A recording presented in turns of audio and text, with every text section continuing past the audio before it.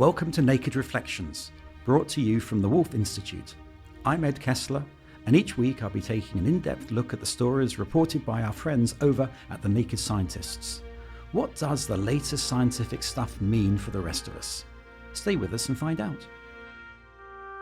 How good are we in Britain at living together? There are persistent rumblings in the press and social media highlighting hostility or at least uneasiness about growing ethnic, national and religious diversity in this country. So the Woolf Institute decided to conduct a study of British people's attitudes towards diversity to see what was actually going on.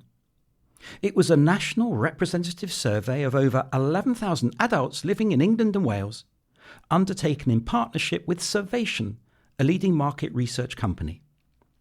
We asked questions concerning attitudes towards a close relative marrying someone from a different ethnic, national or religious background, the levels of diversity amongst friendship groups and within the workplace, and attitudes towards demographic change within local neighbourhoods and across Britain.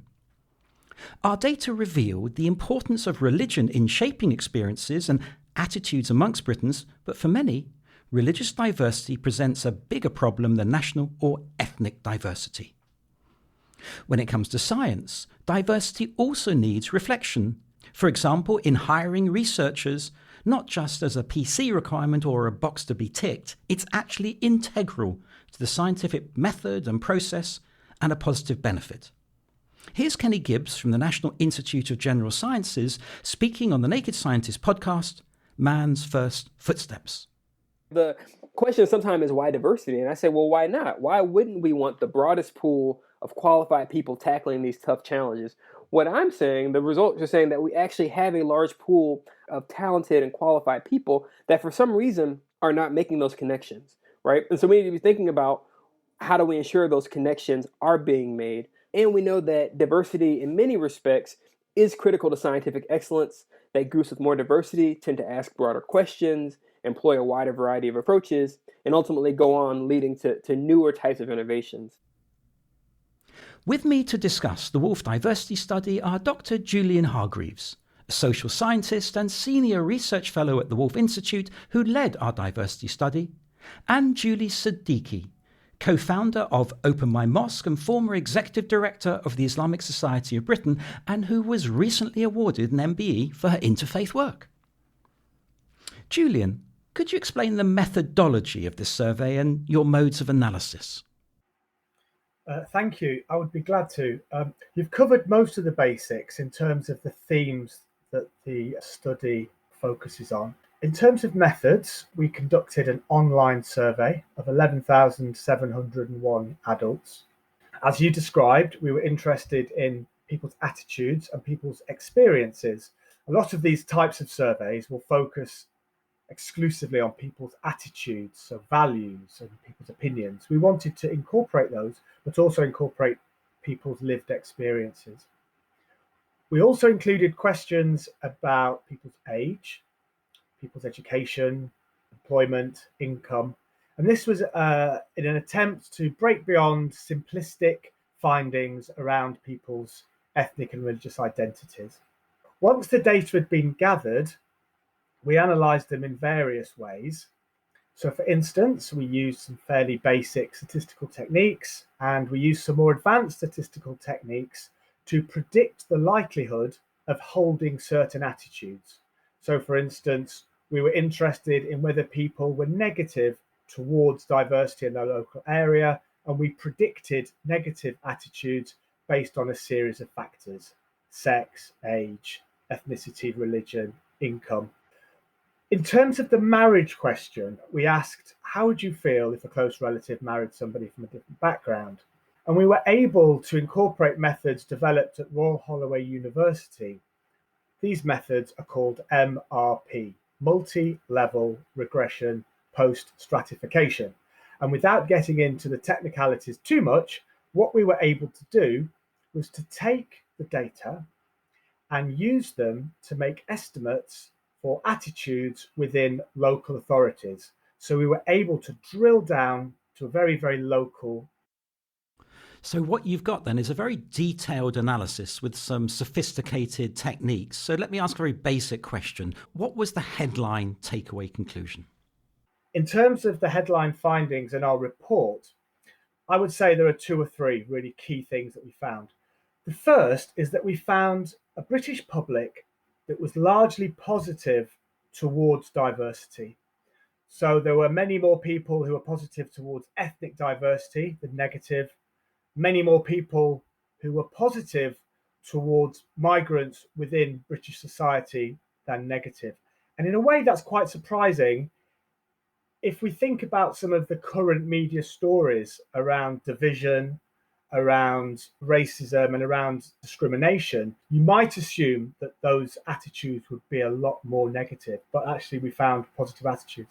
We found less positive attitudes towards religion. So the British public at large, we say in the report, are less positive towards religious diversity than they are towards ethnic diversity.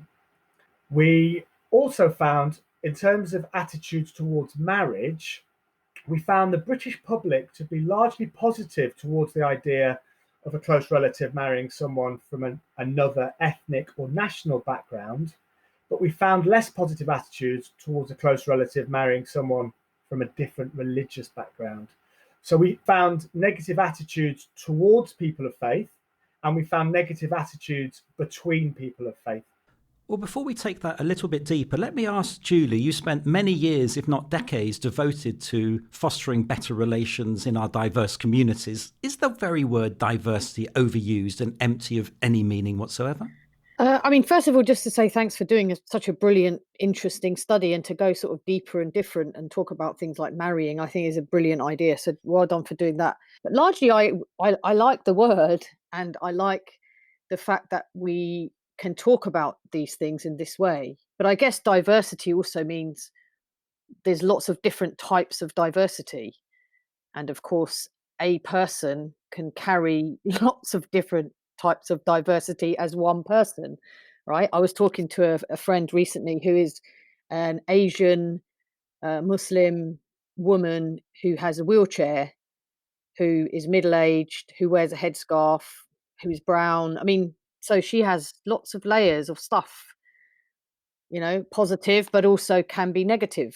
And so I think it's fascinating in that sense when you unpick it in that way.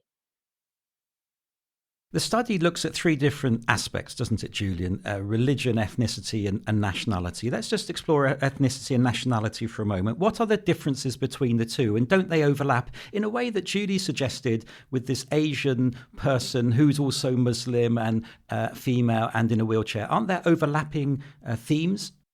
There are overlapping themes. Yes, you're quite right.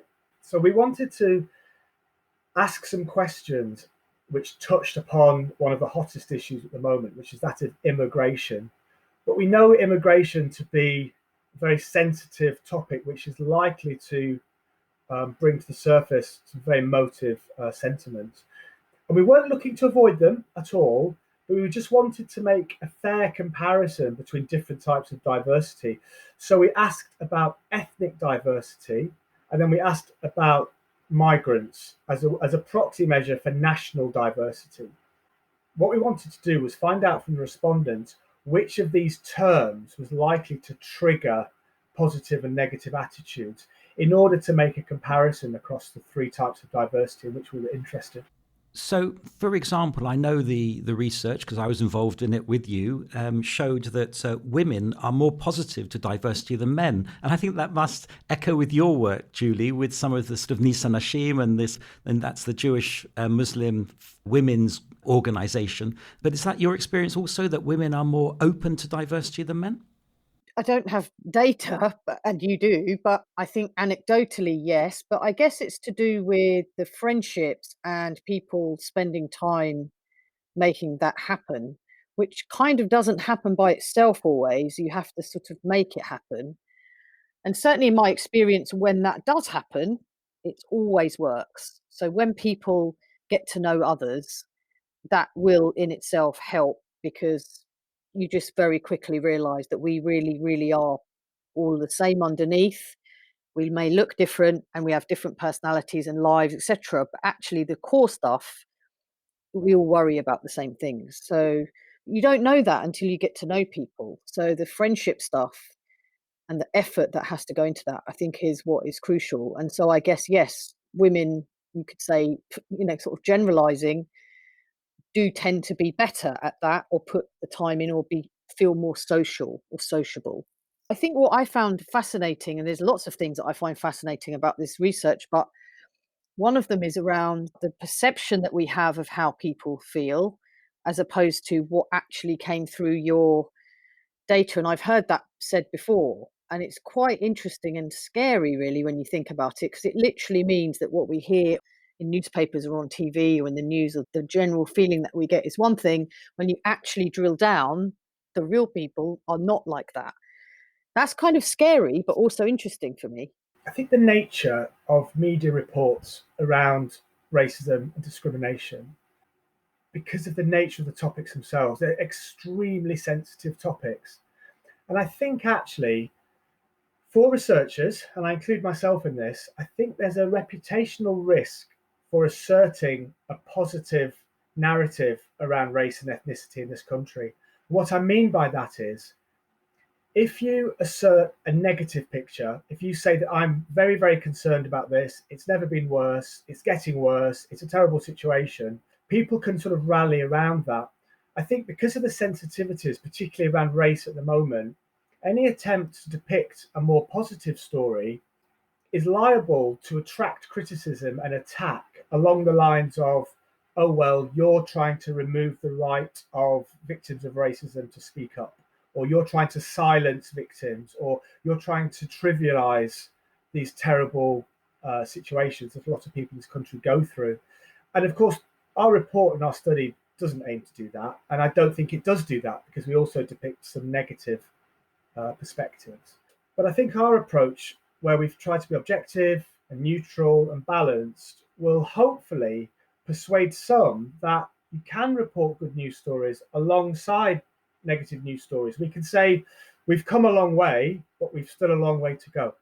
What conclusions can we draw about the geographical variations in sentiment towards diversity? Let's start with you, Julian. Well, we did find regional differences across a number of issues and factors. So we find that attitudes towards diversity at both the national and local level, so when people were asked, has diversity been good for British society, and has it been good for your local community?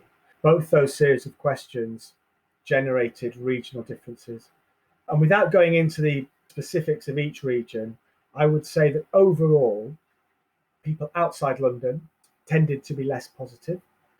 People in the northwest and northeast tended to be less positive, but not just about attitudes. They were also less likely to have mixed, diverse friendships.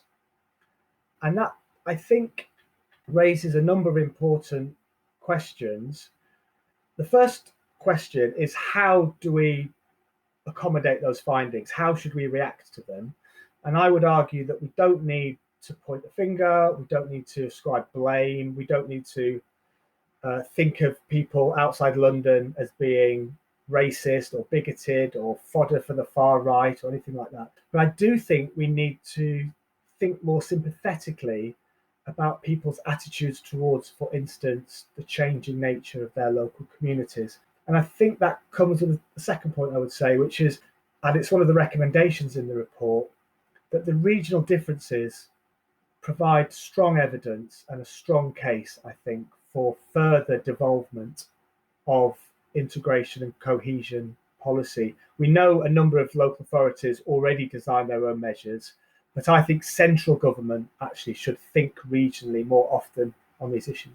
I suppose I'm not that surprised about the geographical differences, but I totally agree with Julian that the easy way for some of us who live in sometimes bubbles of other types, that we could easily be very dismissive of other people. But I think we do that at our peril. And actually, we've kind of seen over the last few years that people are feeling others are not listening to them. And then that means we do need to listen even more. And I think that it's not surprising that that people who live in or don't have friends that are from different backgrounds then have different, fear towards other people. And that is then fueled by headlines or whatever. You can totally see how it happens, that you get this image of others. And I think the localized picture and looking at that from a perspective locally needs to really be re-looked at again. I just really do think that. So, in terms of friendship, I completely agree that it's a vital component of diversity and improving relations between the types of groups. But the report reveals that actually there's a good basis from which to work. So, we found, for instance, that 87%, so nearly 9 in 10 people who told us they were religious, have friends from other faith backgrounds.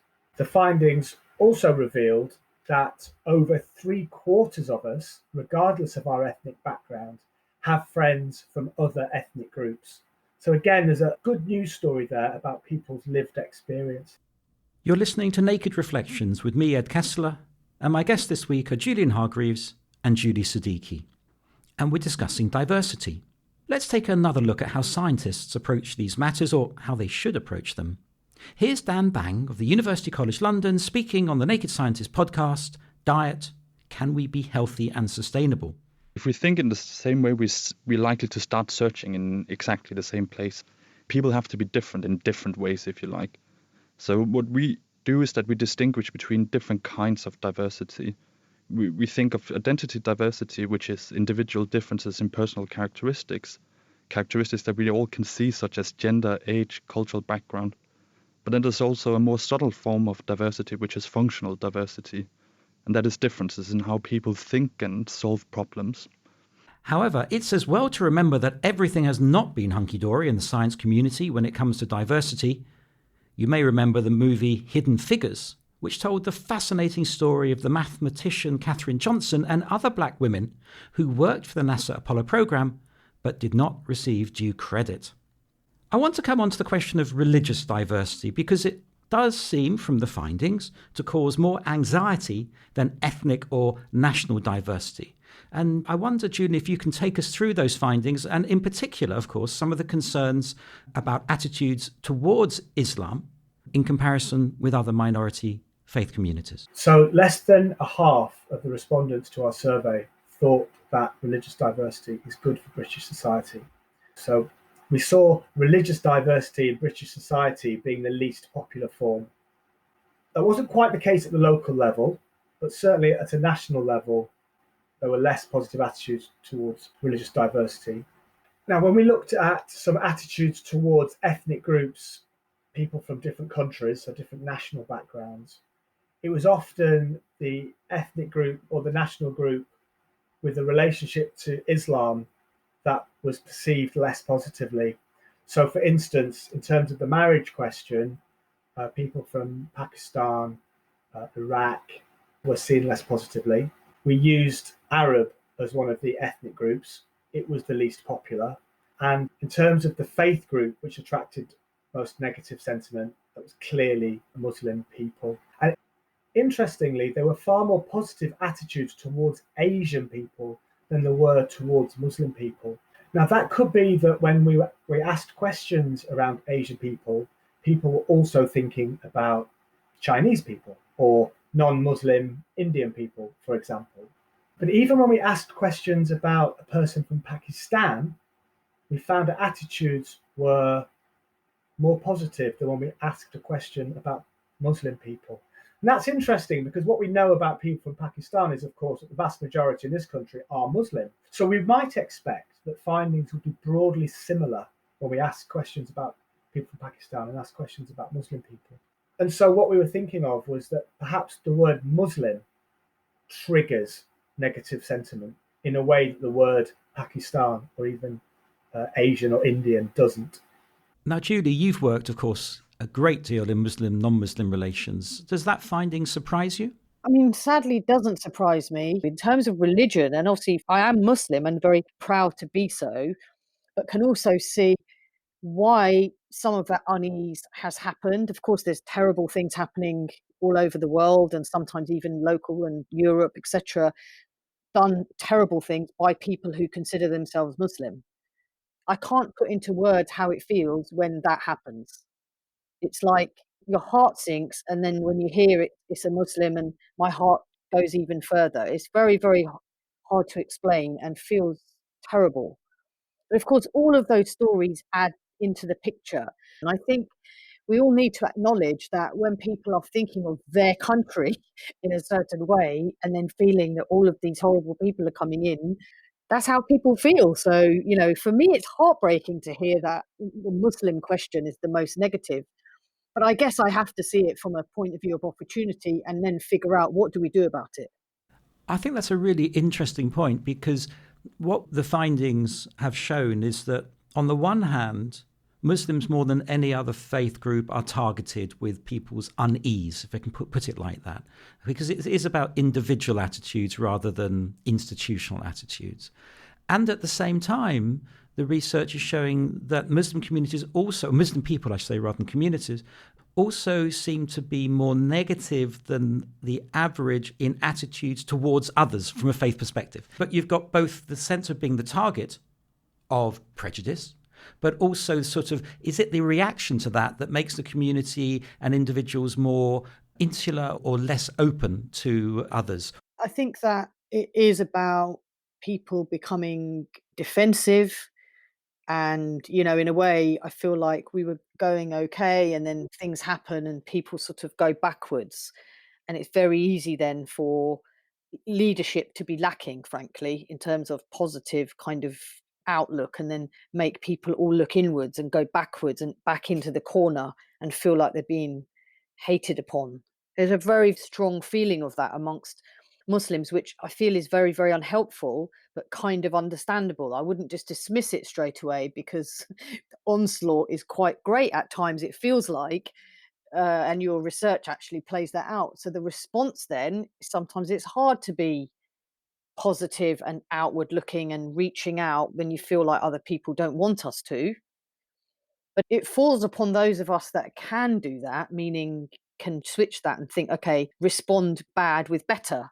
As Michelle Obama would say, go higher when they go lower, that kind of thing.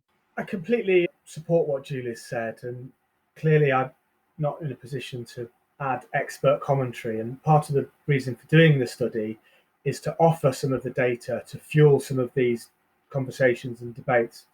What I would say in response to that is that whilst the study provides a snapshot of a moment in time, we shouldn't presume that these attitudes are static. And the evidence for that from the study comes from the interviews we did to support some of the key findings. And when I interviewed some people from Muslim backgrounds, the key finding there was that there have been some significant generational shifts in marriage behavior and attitudes towards marriage. And actually, some of them support the positive views around ethnicity. So, for example, we talked to people in their 40s and 50s who said that their parents would only ever want to marry somebody from their particular region, or at a push their own country. But if you fast forward 2 generations on, you find young people still wishing to marry within the Islamic faith and tradition, but looking further afield than their own ethnic background for potential partners. So I don't want people to think that the study depicts Muslims as being static in their attitudes and behaviors. Clearly, these things shift and are capable of shifting further in the future. As we draw towards a close, I want to ask about the workplace. This is something that Julie has raised herself in terms of where you make friends, where you meet people, where you get to know one another. Now, there has been some interesting findings that came out of the report, Julian. Tell us more. Well, the first thing to say is that British workplaces are very diverse. So 3/4 of people who are working, so 3/4 of workers in England and Wales, regardless of ethnicity, work in a setting which is ethnically diverse. 3/4 of people who described their ethnicity as British work in settings with non-British workers. and 3/4 of people born in the UK work in diverse settings.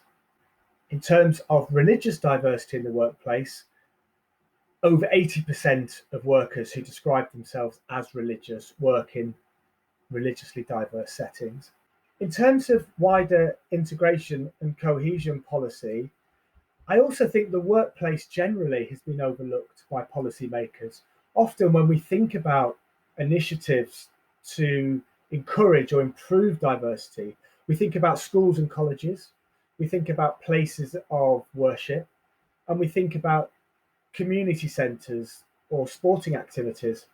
All these things are, of course, essential for better mixing, better social mixing. But I think the workplace is a fantastic place, full of potential for cohesion and integration, and something which I think policymakers have shied away from. We know that people in work are more likely to have diverse friends. We know that in the workplace, we might think about this anecdotally, we come across a lot more people from different ethnic and national and religious backgrounds. And I think as well, some of the norms around social mixing are challenged in the workplace. So it could be the case, for instance, that people come from local settings, community settings, where mixing with other people is stigmatized. And I'm not just talking about minority groups. I think that's as evident for majority groups. But the workplace, with its shared goals, spirit of cooperation, I think is a fantastic place which policymakers should value more greatly. Julie, in your experience in working in social cohesion and interfaith relations, have you found the workplace a place of encounter, a place that can facilitate dialogue and celebrate diversity? Yeah, I think it's actually fascinating that you've included it. And so certainly from my own experience, then yes, when I was working in an office and things, it was positive in that sense. One thing I would say though, I think it won't happen by itself necessarily in the deep way that it needs to happen.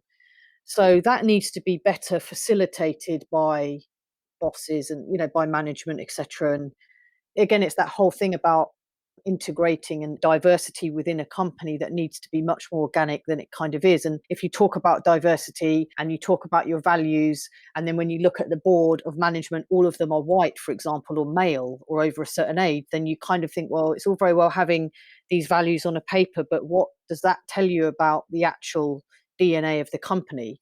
So I actually think there's probably quite a lot more that needs to be done on that score.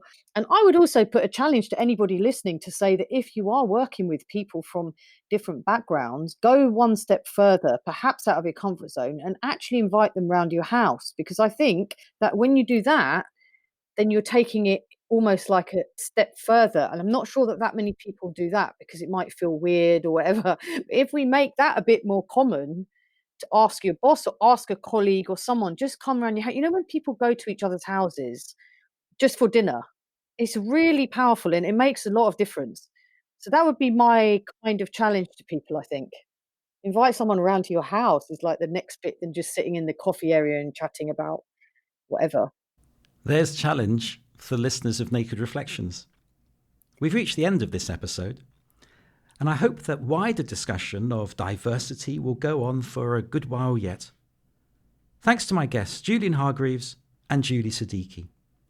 We'd like to hear from you at nakedreflections@wolf.cam.ac.uk. Let us know where we're going wrong, or better still, what we're getting right.